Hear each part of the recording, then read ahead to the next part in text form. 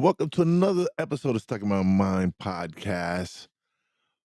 Most people think success is about grinding harder, more discipline, more strategy, more pushing. My guest today is here to tell you the opposite. Dr. Amy Albright is a powerhouse in neuroscience, performance, and spiritual intelligence, and she's helping leaders stop fighting themselves and start operating from alignment. She- She's here to talk about her work, which helps high performers upgrade not just what they do, but who they are. This is about evolving, not about exhausting. Let's get let's get right into it. Welcome to the show, Dr. Amy Albright. Thank you. Wonderful to be here with you. Oh, the pleasure's all mine. So, what was your wake up moment when you realized achievement alone wasn't the answer? It's a good question. It actually happened when I was really young. I was 18 years old and I was studying neurosciences at the university, and I was an atheist. I thought if we understand the brain, we can understand the human experience. And if I can exceed at things like academics, which I can, then everything will be all right, And so I was really young, of course, but I thought I had things figured out, and I didn't have a whole lot of a normal childhood because I ended up having a huge amount of hardships and traumas and responsibilities for my much younger siblings than me. So I really thought that was the path, right? And do something that seems respectable and follow the rules, and everything will work out all right. And I ended up going, and remember, I was an atheist, right? So I ended up going for an acupuncture session, and it changed my life. I had a massive spiritual experience. I don't know how else to describe it than that. I felt like I was levitating and sinking. I'm not saying that I was, but I had that feeling. I had the sense of like helpers whispering in my ear, kind of a thing, and I could trace out meridians that I had no concept of at that time.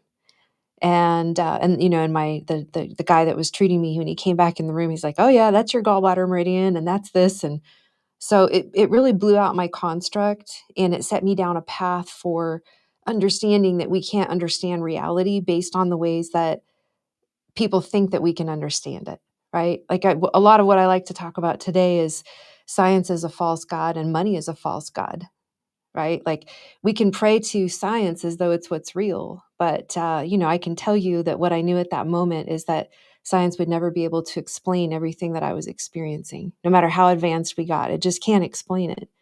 I knew there was a God, whatever that meant. I had no idea. And I also knew that I had to really broaden out my understanding of what is life and what is success. Right. So I changed my academic study and ended up working deeply into anthropology and understanding how people have thought about success or life or values through history for thousands of years in places where they didn't have contact with each other. And how did they frame it? How did they frame what reality was? Because that's the bigger question. How do we know if we're succeeding or not if we don't even understand the game we're playing? Right. So we have to understand the game. And most of the game that we believe in these days has been brought to us by our society. But our society isn't what's right. It's just what's real right now in its own way, but it's made up. There's a lot of stuff that we've just totally made up for values, and definitely what does success look like? What does fulfillment look like? Those are all very much made up by rules by, people that we may not even admire. It may not be aligned with our values. So I dug in really early on all of that. I was just still a teenage kid going for it. So what made you want to integrate neuroscience and spirituality together? What like I couldn't I get it, your story and everything, but like you go and you combine the both and I understand. I love that. I love the concept, and to me, because I'm someone who's really into self development and growth and everything, but I understand the spirituality part of it as well. Mhm. Like with for me when I started my when I started on my podcast on my journey period when I was going through my struggles and going through my hardships and stuff, and that voice was telling me like this isn't the path that you're supposed to be on, because I was not, a lot of things had happened and I was really not on the right path, and so that voice came and told me, hey, this isn't your path, this isn't what.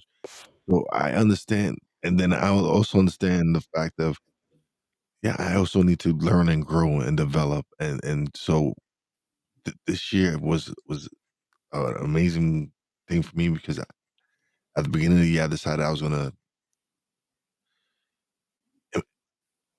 improve my relationship with God. I would Mm, speak to Him more often, and did it mean I was gonna go to church every Sunday? No, it was just something that I felt that I needed to communicate with Him more and spend more time speaking to Him, which I know I had been lacking. And so when I started doing that at the beginning of this year, things just started transforming, things started changing. that's right.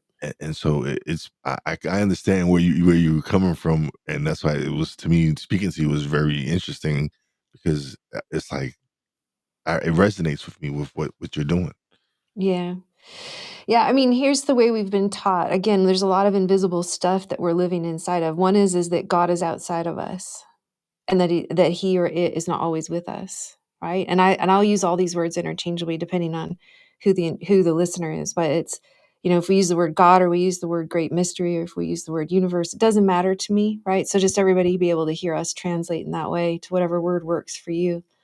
But if Absolutely. we believe that there's this power that's outside of us that doesn't exist inside of us, then we're automatically kind of kicked out of heaven. We're kind of automatically in a place where we're expecting that we're going to suffer and where we feel less than. If we're focused on the love and we're focused on that universal of our interconnectedness with the trees outside, with every other human, with every part of creation, everything that can be identified, we're a part of all of that. And all of it is loved, and all of it is a part of the mystery of life. Then we can feel happy and things will start to flow to us because essentially when we're going into this very materialistic, again, I used to be an atheist. I used to think nothing's connected to anything and nothing has any meaning. That's a miserable reality, right? And when you're inside of a reality that's like that, or even you've just drifted from your own spiritual connection, maybe you don't believe that, but you're not living it, right? We're not living in our values in that way.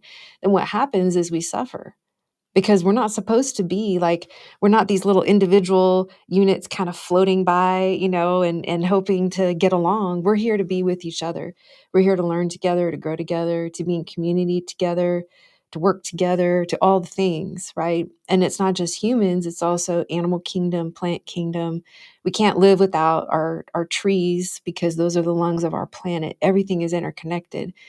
And when we start to realize that not only are we a part of that, but that we can receive from all of those places, we can receive from nature, we can receive from prayer, right? We can receive from all these things. Then we're allowing in grace, we're allowing in gifts that we were blocking when we were inside of that negative place.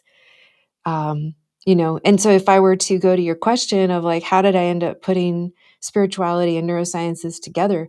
Again, I was studying as an atheist, trying to understand reality. And then as soon as I realized there was a power, I'm like, oh, wait a minute. We've got to figure out then, how does this brain actually work? Because our brain is not our mind. Our mind is our mind, and our mind is made up of a whole bunch of refractions and illusions and the lies of society and some thoughts we've had about where we've been or where we might be going. But the real self isn't the mind, right? The real self is that soul self. The real self is the one that's walking on a path. And to be able to get down to that level, that's really key. And so, how do we do that? How do we do it in practical, everyday ways? How do we do that when we're going to really reshape how a brain is working?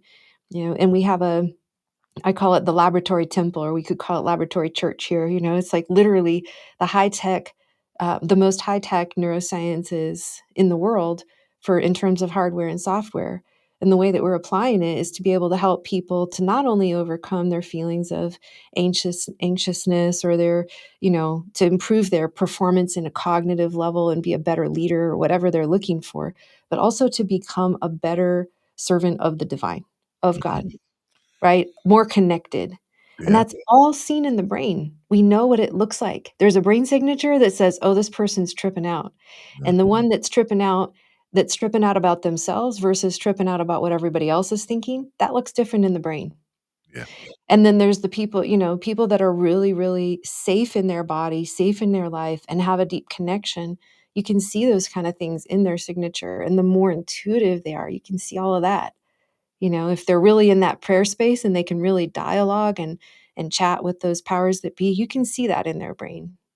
It's incredible. And one of the things about going live, right, is we have Cece, who's a friend of mine. She stopped by and left a comment. She actually said she was just talking with someone today about blocking the good memories because our mind Mm. was made up with the negative things. I just wanted to see what you thought about that. Yeah, we need to be in command of what our thoughts are. So if we let negative thoughts just go and go and go, it's like we're digging. If you were to drive your car down a muddy road, you get those deep tire trenches. Yeah, Good luck on getting back out of them, right? But at the same time, we don't want to just avoid them entirely, because a lot of the times those negative thoughts are there because there's a fear or a trauma that wants to be resolved, right? So we have to make the conscious decision, if we're going there, to release that, to get it, to work it through, to come to the other side. So there's tools for that. And then the rest of the time, you just tell that voice that's negative, we're not working on that right now. You know what I mean? You're helping your 5-year-old with their homework. You're like, I'm not going to work on my worries right now. Right now, I'm doing whatever it is, math or something with my little kid. You're just going to focus on what's at hand. And then when you do have that time, allowing yourself to go there.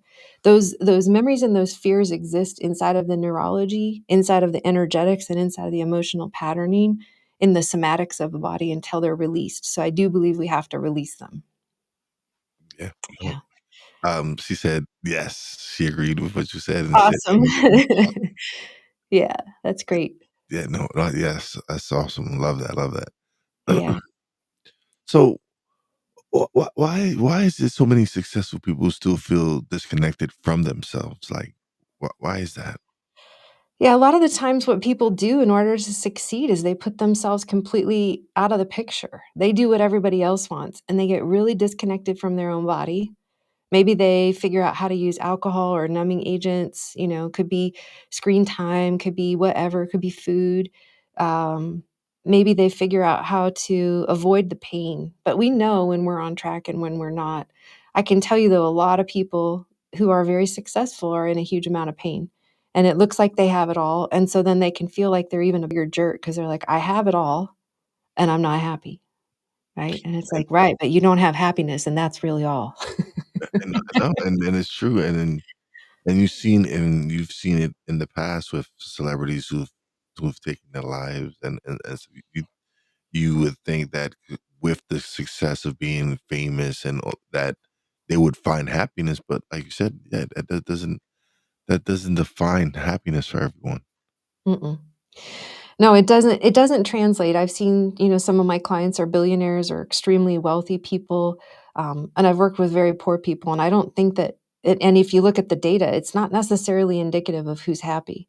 Mm, Right? You can go to another country and you can see a kid playing with a soccer ball. There's a whole group of 10 kids. They got one ball between the 10 of them, and they got some sticks, and they're making up games, and they're doing all the things, and they're really, really happy. Right? And we got kids here that are like, I didn't get the new AirPods. I didn't get the new release or whatever. So, I think in some ways that we create a lot of complexity. And again, it's just a lot of stuff that we don't necessarily, it's not timeless, right? Like kids playing and being outside, that's timeless. Kids getting the newest piece of equipment, that's part of the hypnosis. And do I think that we need to ban all technology or that all of it is bad and wrong? No. But can we look at what really is important? And that is going to be connection to self, connection to higher power, connection to each other. And I feel like everybody needs to have purpose, yeah, whether that's to serve others, whether that's to heal themselves. Like everybody's got to have a purpose that they really are anchored into, or we see shorter lifespans, less health, all kinds of stuff. And then that said, going back over to those high achievers, if the purpose is dialed up too high and the self care and the understanding that they're a part of it, a lot of the times those high performers are like, well, I got to help. I've got to help I work for a nonprofit and I want to help all the children or all of the animals that we serve, but they kill themselves kind of in the process, really getting there. mm, It's like, remember that you have value. We all have value. Each of us being happy is a worthwhile thing.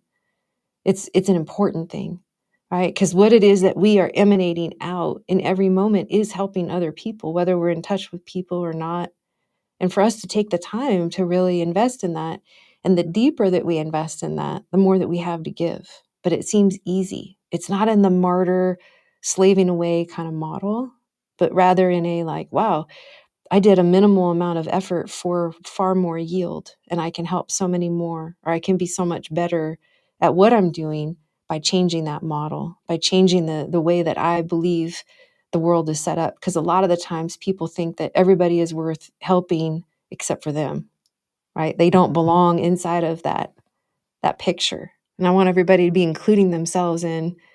We have to take care of ourselves to be able to really, in the most strategic ways, help other people. And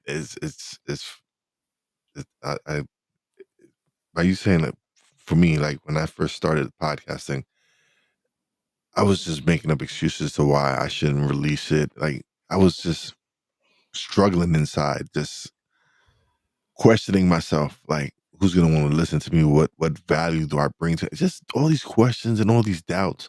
Until I Mhm. finally decided to just press record and just like, you know what? Good for you. Here I go. And That's and right. it and here I am 5 years later. This wasn't like prior to podcasting, I wasn't in media. I wasn't in radio, any of that. Like I've learned this, all of this in the past 5 years, everything that I'm doing with the podcast and launching an internet radio station and all these different launching a publishing company and just all these different things.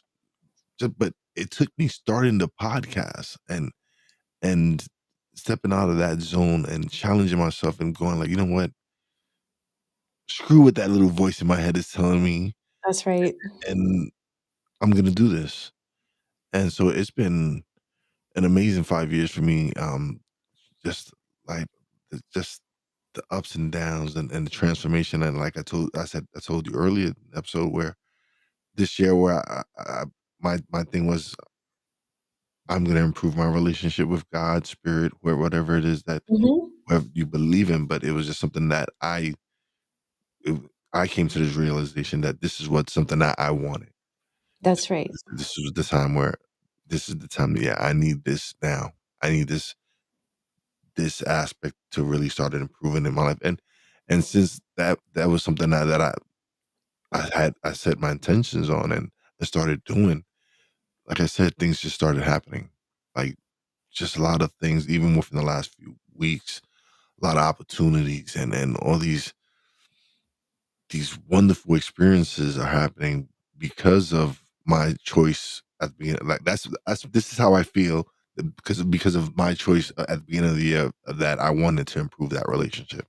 Mhm. Yeah, absolutely, and when we look at what happens for people when they say, "I wanna spend more time with God," or "I wanna meditate more," or "I wanna spend more time out in nature," or whatever that is for them, their brain changes, right? We start to see things smooth out. We start to see the noise quiet down. Neurologically, if we have a worry going on, it could take up 30% of our horsepower in our brain. Wow.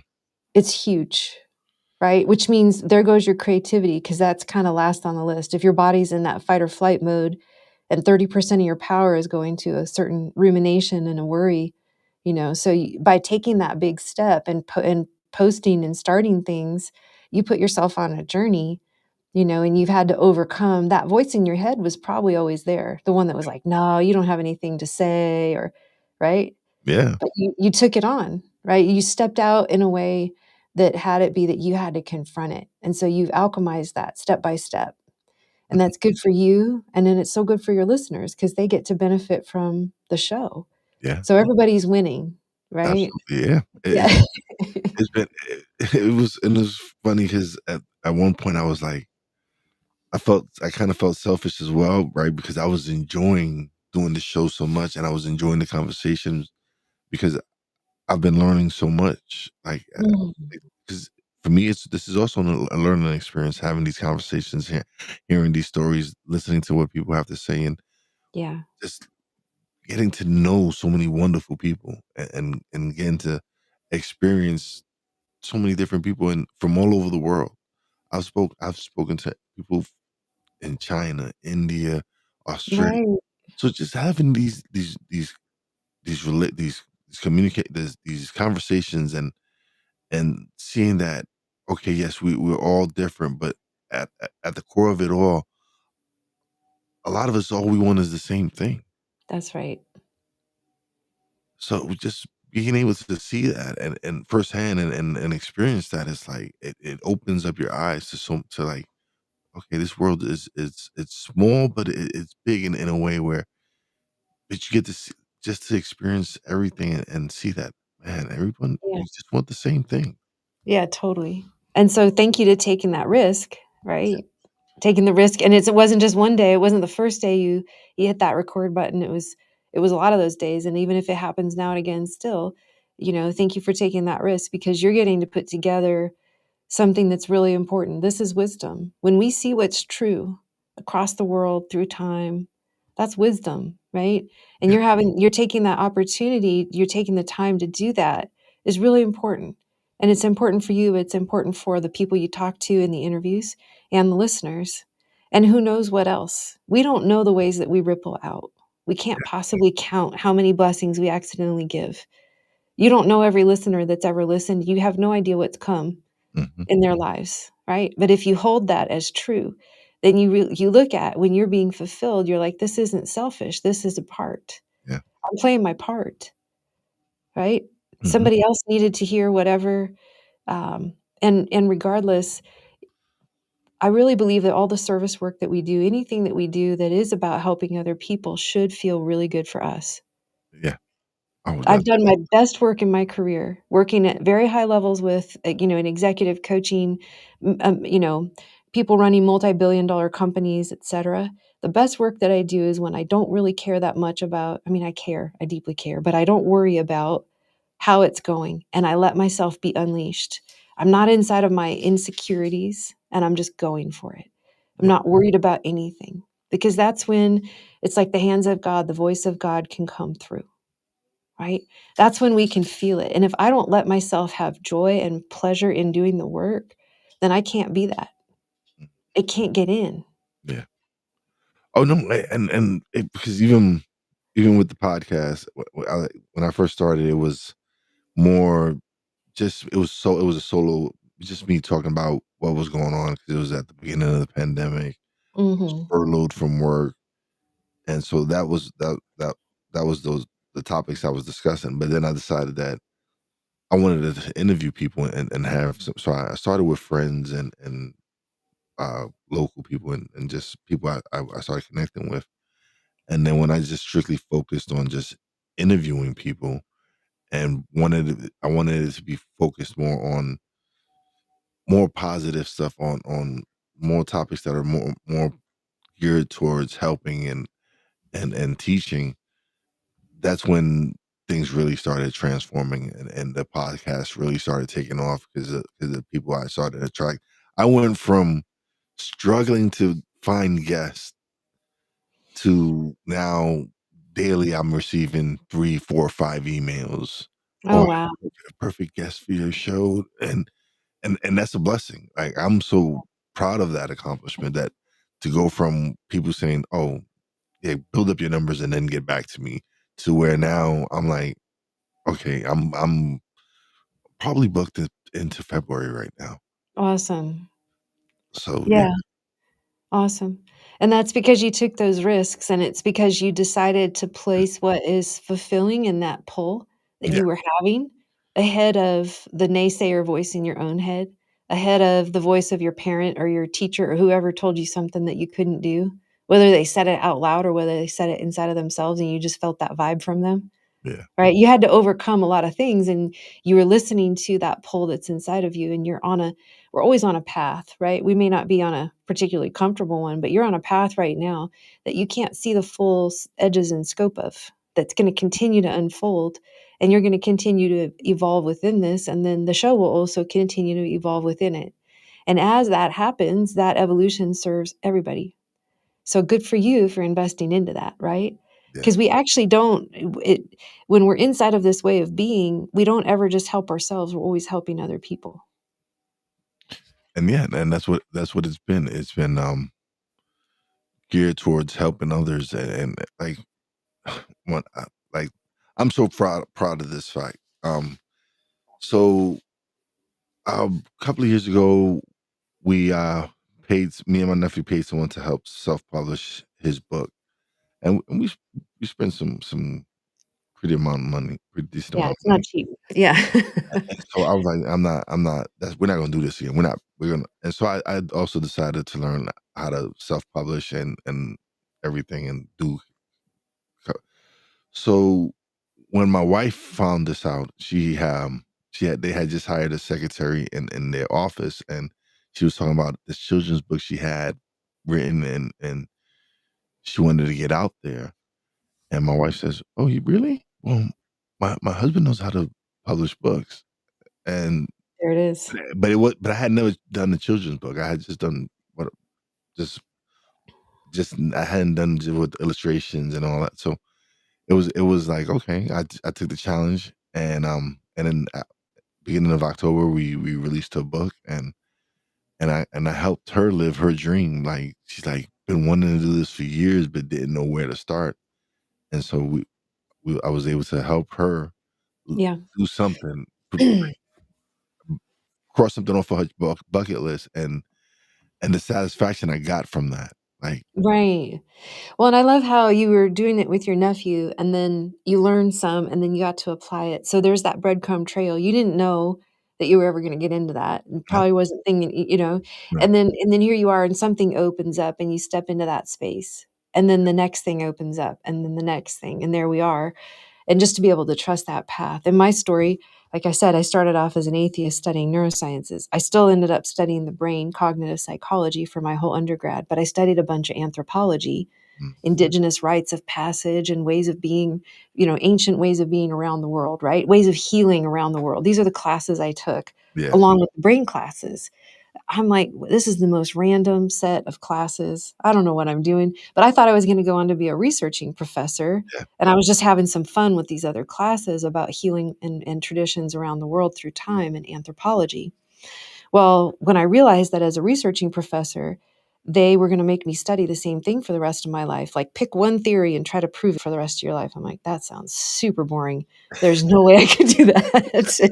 Like, let me study anything I want whenever I want. That's what I thought I was signing up for. yeah, So, it looks like a tragedy. I spent 4 years. I did a very difficult undergraduate program thinking that I was gonna do a PhD program, right? And then it's like my hopes felt like they were dashed, and I didn't know what to do. Well, so what did I do? Then I got a tap to go international and take a little walkabout. Like, just take some time off and go see the world. So I went to Costa Rica, bought a one-way ticket. This was a long time ago. It was all dirt roads and very different. You couldn't take a yoga class there yet. I was one of the only Caucasian women I saw in the 2.5 months that I was there, right? It was a wild trip, but I needed my eyes open, and I needed to find myself in ways on that trip. I came back and I got a huge feeling and a signal, guidance to go and sign up for acupuncture school. Then I signed up for acupuncture school. Okay, this seems like it has nothing to do really with cognitive psychology or anthropology. Now I'm on another multi-year program, and then I complete that, and then I realize when I'm working with those very first patients in my first year of practice that I was knowing things that they weren't telling me. They would come in and they would fill out their paperwork, and I'd be looking over and, "Okay, yeah, here's what," and I'm like, I know you want help with this, but I have to talk to you about this. I know you want help with your back pain. I gotta talk to you about your relationship with your wife." Guy mm, busts into tears, and I'm like, "Oh, wow." Right? So, here's the anthropology, the indigenous ways of healing. It always came down to what is the spiritual or emotional problem that is causing the physical problem. And I learned that Chinese medicine school some, but they teach it in a very different way. It's not as deep as what I started to learn from my patients in that first year of practice. And then if we fast forward a number of years later, I end up meeting my colleague who's a neuroscientist. And now together we have created this whole endeavor where we're helping people to blossom. He had been working in, well, at this point, he's been working in neurosciences for 27 years. But what we're doing is spirituality inside of the space of changing how people's brains are working, right? And so it's bringing together everything that I did in my undergraduate. which seemed unrelated. Yeah. Studying spirituality academically and also studying neurosciences, that doesn't seem to make any sense, but it literally wove together later. And if I had asked my 18, 19, 20-year-old self, are you ever going to be running a high-end retreat center where people come from around the country and around the world as basically a spiritual teacher, but also a doctor, and also have a laboratory there that does brain work? I'd be like, what are you talking about? I mean, that doesn't even exist, right? I couldn't have made this story up, and I couldn't have predicted that I'd end up here. But I think that's one of the most important things for people to really be able to understand, is that my success, that this is my passion. This isn't just work that I do. This is what I absolutely love. It's what I was put on this earth to do, right? This is my marching orders when I said, yeah, I'm coming down. And so, but I wouldn't have found it if I was like, oh no, that doesn't make sense. Oh wait, that's not logical. I just did the next thing and the next thing. And sometimes it feels like, just like when they said I had to study the same thing for the rest of my life, I'm like, well, that's a dead end. I'm not going that route.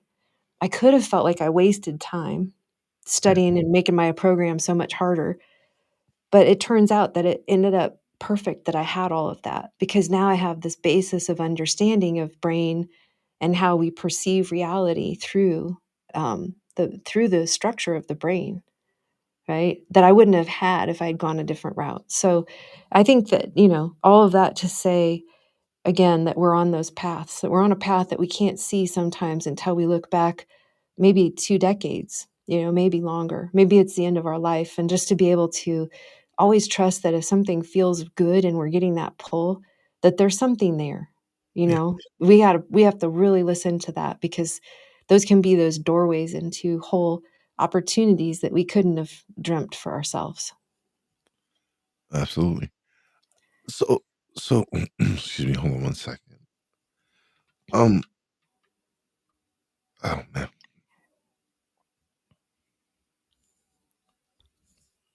Sorry about that. Hmm.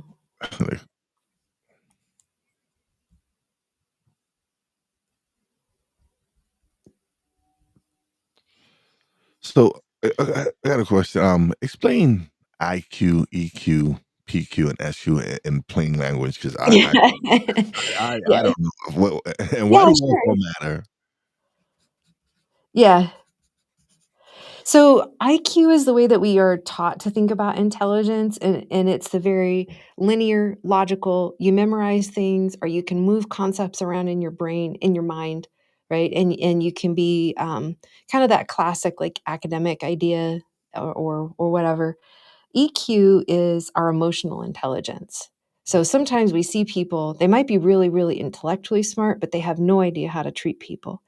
They don't have any compassion, or they're not able to track other people. And sometimes people have that one turned up so high, they're like, I feel everybody's feels, right? So when we look at the way that emotional intelligence, kind of a spectrum of emotional intelligence, a lot of that times that goes up into the SQ, which is the spiritual intelligence, Okay. spiritual quotient, right? The Q always stands for quotient, which is a funny word, but that's the one we use. So the spiritual intelligence is more of like, am I aware that I am a soul? Am I aware of this interconnectedness? How much of my time and my attention is on the noise of life versus the inner voice or the voice of God coming to me in prayer time, right? That kind of a thing. So that spiritual intelligence, if we don't have enough of that, it can feel like a dry desert, no matter how smart we are. And maybe even no matter how emotionally intelligent we are, because we don't feel prepared to necessarily, even if we feel a lot of feelings and we're very connected to other people, if we don't have that backing by the all that is, by God, that it can be very difficult for people to feel rooted. So spiritual intelligence, I really feel like that's a huge, huge part.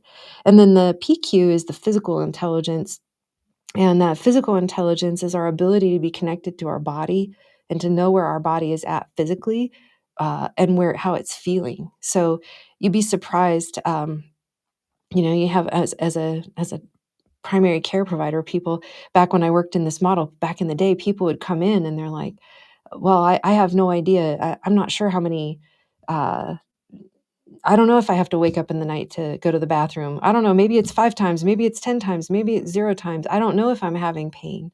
I push around on their back trying to look for something, and they're like, "Oh, I forgot to tell you I'm in a huge amount of pain over there, and it's been going on for all these years." So it's amazing the ways that we can either have the volume turned up too high or too low on our body and our body intelligence. Athletes are a great example. Like really high performing athletes are extremely attuned to their body. They can feel when something is tight. They can tell you when they're tired. They can tell you they ate this 2 days ago and that's why they're having this problem right now. And so that ability though to track our body is a very important intelligence to have, because that's where we get a lot of our information, is that, and also in our emotions. Yeah. Is that what alignment feel like? And is that how? Because I guess when you talk about athletes, I'm sure, yes, that they have to be in tune and aligned with their bodies when they're able to tell, like, yeah, that hamstring right there is really it's really tweaking, right? I need to Mhm. lay I back. need to go get that stretched out Exactly. before I get an injury, Yeah. right? I'm not waiting for the injury, they're already feeling it. Mhm. Okay. Yeah.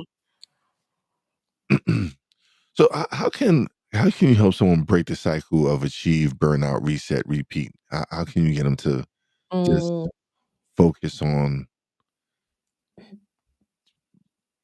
maintaining a healthy balance, and not overdoing themselves, not yeah. burning out. Yeah, that I like how you asked that. I think that most people think about it that they have to just, go hard or else they're on vacation mode, Mhm. and or they're in serious mode or else they're in, relaxed and spiritual mode. Like, if God only exists on Sunday, then you don't have it the rest of the week with you, that feeling of being held, right, and Yeah. being loved on. And a lot of people think of themselves like, "Oh, I was just at an event and people were saying, "Oh, it's so amazing to be at this event. We were all somewhere really beautiful for 4 or 5 days together and we really enjoyed connecting."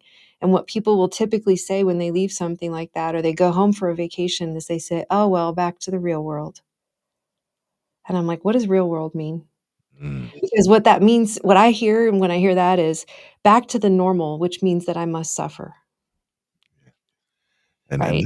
that sucks. Like, you just experienced the world.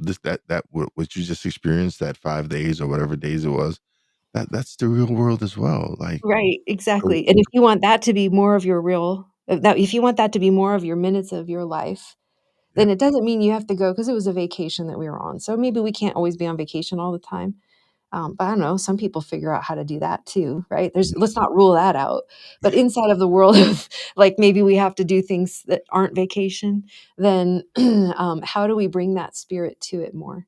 yeah. I remember, also when I was recently when I was going through the process of separation and divorce, I told myself, "I'm gonna take the summer off." But I couldn't take the Mm, summer off. I didn't even have enough money to pay the bills. I was trying to figure out how to have my own household and be a single mom.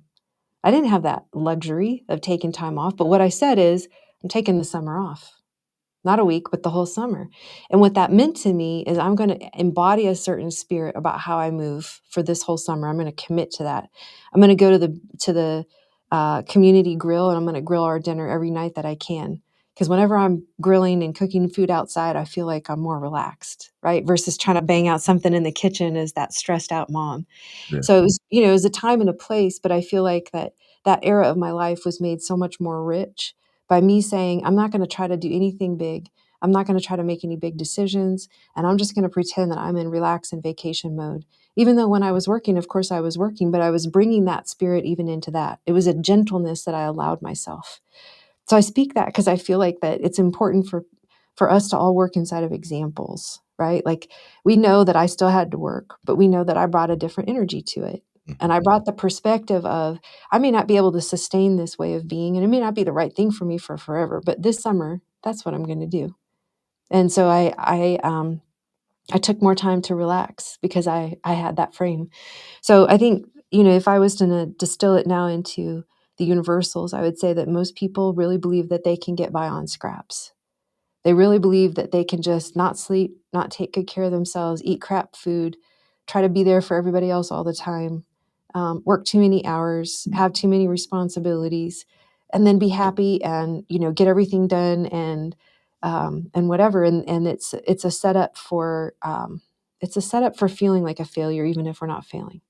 People that are extremely successful, again, I see some of the most successful people in the world, they can have all those fears of inadequacy and not being good enough or feeling like they're failing, right?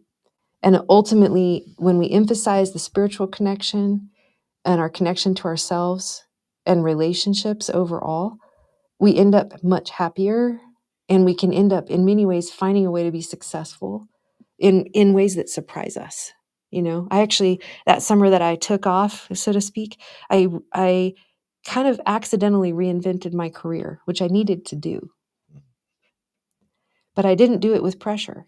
And I don't know that I could have done it with pressure. Right. So it's a different way of coming at it, because if we look at what happens neurologically, if we have a lot of stress, is we're shutting down our ability to be creative and to problem solve, to be strategic. So, we have to understand that ultimately, even though we might think we're invincible, our results will prove otherwise. Yeah. Oh no, absolutely. Like, um, there's some podcasting has led me to so many different things. It led me to getting certified as a coach, and so many different, just opened up so many different opportunities and lanes for me that now I'm associating myself with people that are doing what I want to do. Right. So I'm actually working with people and learning the steps that I need to take to. And so, but all that is happening because of, again, shifting in the way my thought process was going from having all this self-doubt to now connecting with people who see my ability and encourage me and uplift me and see, hey, like, hey, I like what you're doing. I want to work with you. So to get to have that happen and all these, like, again, all these opportunities happen because of just just a thought that I had, and that said, like, you need to do this. This Mm, is what you need to do. This is the step. And and I'm like, and I keep talking about it because it was an instrumental part in everything that's happening this year. that's right. Yeah, we have to be courageous. It doesn't mean that we don't have fear, but we move forward anyways into the things that we know are that right edge. I was talking with a friend of mine over the weekend about, I kind of have this mentality of if something is scary, but it's not actually dangerous, then I kind of just want to accomplish it, right? Like if something can scare me, that means I've got a limiting belief, or I've got something that can be healed or overcome, right? As a mountain I can climb inside of myself. So if something is scary to me, I'm like, oh, well, I mean, if it's dangerous, that's different. I got to make an assessment. Do I really want to go 200 miles an hour in a car? Do I really want to be in a helicopter? Do I really want to, I don't know, probably not, right? I mean, not my jam.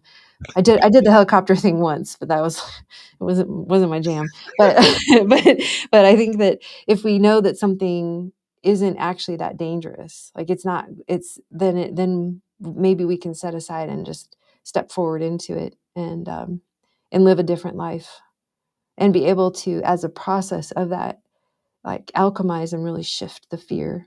Be able to grow through, kind of step by step, day by day, grow through all of that, which we were conditioned with by the way that we were brought up or whatever beliefs that we're holding. That, I mean, whoever we've been in the past has nothing to do with the truth of who we are. And the truth of who we are is what sets our future, not our past. Yeah, no, it's just the change, even within the last, even there's been so much transformation for me in the last year. This time last year, I weighed 370 pounds. Wow. Um, I am proud to say I'm at 250 pounds. Awesome. And so, yeah, it's It's those amazing. choices, and it's those choices and those decisions you make to change your life. Like, Mhm. I knew had I stood at that weight, I I wasn't gonna last long. Yeah, That I've seen too many of my friends die at such a young age from heart attacks, yeah, and a lot of them wasn't they didn't have to do with weight, but it did have to do with the way I was eating and all that. So to make that transformation and like I said, this in just the past year alone, like it's been so much growth and transformation on my part, and I'm still learning and growing and still mm, just working on myself every day. yeah, totally. You don't have to put yourself into the category of, "I'm a big guy like that," right? You could just be like, "I was a guy who was big like that. I'm a Mhm. guy who's working on recreating himself right now. Yeah, I'm doing it in all kinds of ways. I'm gonna do it with my body, I'm gonna do it with my podcast, I'm gonna do it with what my beliefs are, because I know that who I really am isn't my beliefs, and it's not really where I've been, it's really who I am deeper than that. And I can be anything I want. I can shift from here. I always have that ability. I always have that right. And there's no matter what we've walked through, I mentioned it a little bit, but, like, I've really walked through some crap. mhm, I think a lot of us have, right? And so, like, but that doesn't have to define us, right? and That was here to teach us something, and when we really learn it, we're not left with the pain anymore, and we're not left with the illusions and those negative thoughts. What we're left with is the wisdom, right? So you have a wisdom that comes from having lost over 100 pounds. There's a wisdom that's building because of the work that you're doing and your podcast work. And that's really important, right? And that's actually along the lines of who you really are, is like somebody that wants to build that wisdom, that wants to see what he could build yeah. without necessarily knowing what the destination is. Oh yeah, I didn't I tell people, when I started my podcast, I was 44 years old, didn't know what my purpose in life was, didn't know, and when I started the podcast and I found my voice and then, when people started sending me messages telling me like, "Oh, I heard this episode, I thank you, I need," like, one of the most touching episodes for me was, me and a friend of mine from high school, we did an episode, and, he's a very successful real estate, agent and a broker, a real estate broker in New York City, and we had a wonderful conversation. We talked about mindset and growth and all the things that we were doing to work on ourselves, and, one of our classmates was listening to the episode, and she had been on the fence about starting her own business and taking that leap and taking that risk, and to hear 2 of her former classmates talk about taking risks, putting yourself out there and making yourself uncomfortable, that Mhm. she went and decided to take that risk and start and launch the business, and when I received that email from her telling me that this is what she did, it filled me with this joy, like, Totally. like, "Alright, so I do have something here. People are benefiting from it. People are gaining something that's encouraging them or inspiring them to do great things." So it felt I was like, "Alright, so this is what I'm supposed to be doing. This is helping people find whatever it is that they're seeking or they might need to hear this episode or Mhm. might." And in she's case, she needed someone to help her publish her book. So, it's these experiences and everything that's happening that is just, like, showing me, like, that I'm on the right path. That's This right. is where I'm supposed to be going. Yeah, that's right. Definitely. Oh, this has been, so such an amazing episode. This has been awesome. I love the the conversation. This was so dope, but we've come to the part of the show now where you get the spotlight and the screen, and you get to plug away and let everybody know where they can find you, websites, Oh, everything. yeah. Yeah, okay, thank you. So again, my name is Dr. Amy Albright, and I have an organization called Holon. It's spelled Holon, and the website is Holon Experience. And there you can find a whole list of offerings. We have the most advanced neurosciences in the world for wisdom and consciousness expansion and intuition. And you can come here to a retreat center in Northern California and experience that.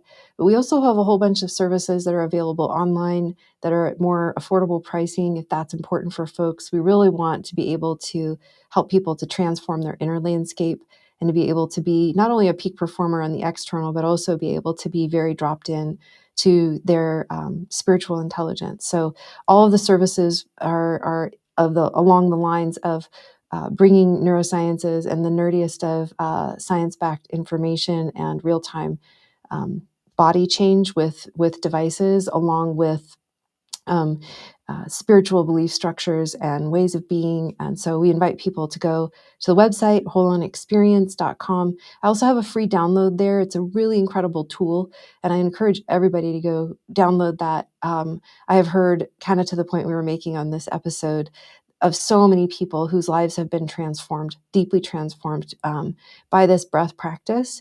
And that's everybody from consistent daily meditators having a massive, massive breakthrough in their meditation practice to people that can't turn off that monkey mind. They're constantly stressed and ruminating. That download will really change your life. So I encourage everybody, regardless of whether you want to be a part of any of our offerings, to go ahead and get that download. And then you can also find me at Dr. Amy Albright on YouTube. And that's it for now. Thank you.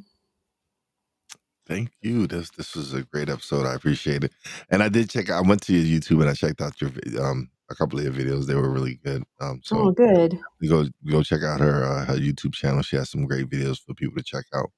But thank you so much for being such a wonderful guest. This was wonderful. I really had a great time. Well, good. Thank you. It was a great conversation, and we'll keep on spreading all the positive messages. Thanks for the good work you're doing. Thank you. Thank you once again. I appreciate you actually coming out and sharing this wonderful information and everything that you're doing. I greatly appreciate it. Yeah. But don't leave Thank just yet. Let me close out the show and we'll chat a little bit off the air. But thank you so much once again. This was wonderful and I appreciate your time. I really do. you. Okay. Thanks. Thank you. All right, everybody. Another great episode is in this is in the books.